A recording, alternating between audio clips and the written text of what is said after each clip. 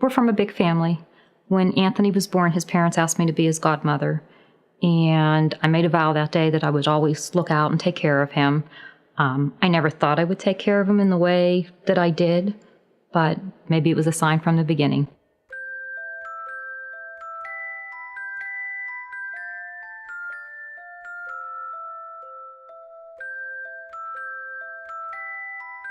My mother used to bake, and I always liked to bake also, so I started baking with my mother for family weddings.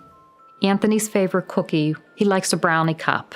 I cut out a hole in the middle of it and I fill it with icing, and I know those are Anthony's favorite cookies, so whenever we have a wedding or a family event, I always make sure Anthony has a couple of those.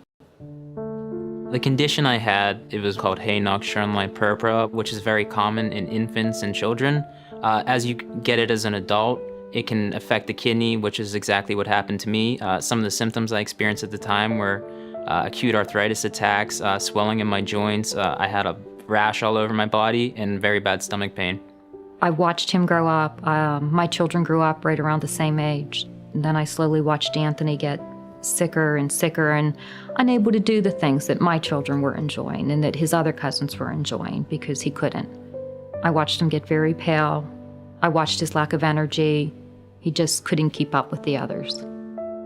When I found out I had to get a new kidney, my parents were actually with me at the doctor. It's not something we expected to hear at that time. We knew eventually it might have, been coming down the road. I looked at my cousin that morning and I told her, "Don't worry about it. I will donate my kidney to Anthony." Never did she expect in the weeks to come that would come true. When I found out Eileen was going to go get tested to donate her kidney, it's very hard to put in perspective when someone says that they want to do something like that for you. When I told people about being a living donor, I got two completely different reactions. Nobody was middle of the road. They asked me, "Are you crazy? Why would you put your body through this? Why would you do this?" On the other end, a lot of people told me I was a saint, I was an angel, I was wonderful, and I didn't feel that way either because I was having major surgery and I was a little bit anxious about it. I think the hardest part about this process was just feeling very weak, and it's just very hard not to feel normal when you wake up. I mean, you go from being very active and living your life to kind of sleeping in bed all the time and just being very groggy and not feeling like yourself. I went for a day of testing at the hospital. I met with my transplant surgeon. He was wonderful. He answered all my questions in depth. He relaxed me. He put my mind at ease. He was very, very confident. I met my transplant coordinator. She coordinated everything. She set up the testing. She was there for me to answer questions. I met with a living donor advocate. They served as an advocate for me. They just worked solely for me. They were there to make sure that all my questions were answered. I did have the ability to back out anytime I wanted to. All Anthony or anybody would be told is I was not deemed a medical match at that time. So there was no pressure on me to do anything because I had started through the process. I didn't feel obligated to the hospital. I didn't feel obligated to my family. I only felt obligated to myself if this was the right thing for me. As we were leading up to the surgery, Anthony was getting sicker and sicker. His color was very poor. He was having trouble going to work. At the moment I found out I was going to get a transplant, a lot of things start going through your head. You kind of realize that my life's going to go back to normal after this, and you can kind of start doing things you want to do, and you can go back to the way you were, which is, it's very big. It's like getting a second chance at life. I was in the recovery room. I remember waking up sometime before Anthony came to the recovery room. They moved the gurneys side by side, so I was facing Anthony and he was facing me. Anthony's parents were at his bedside. My husband and my daughter were at my bedside.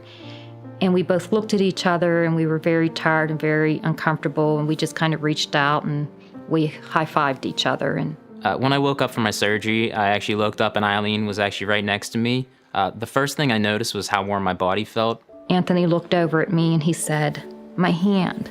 He said, "My hand's warm." He says, "I didn't know my hands were cold, but now my hand is warm." So the kidney started working right away. And that was one of the first things I told her that I noticed was, just my body felt so different, and I felt so much better even right after the surgery. I think every day when I wake up, I'm thankful for Eileen. I take a look, and when I'm getting dressed in the morning, I see my scar, and I have nothing but thanks for Eileen, and she really stepped up and just gave me my life back. When Anthony asked me what he could do for me, I told him I wanted him to do two things. I wanted him to live a long and healthy life, and since when he was born, I was his godmother. 2 times a year, he would have to call me his fairy godmother. When we were in the hospital, we actually had a fairy globe presented to her, and I know it's something that she keeps. It's very special to all of us, and it kind of symbolizes what we went through. After the surgery, people would approach me and say, "You've done so much, you've given so much of yourself." I've never really felt that way. I've always felt like I've received more than I have given. I got to have my family rally around me. I got to have conversations with my husband that I would have never had at this age. I got to see my children come in and take care of me.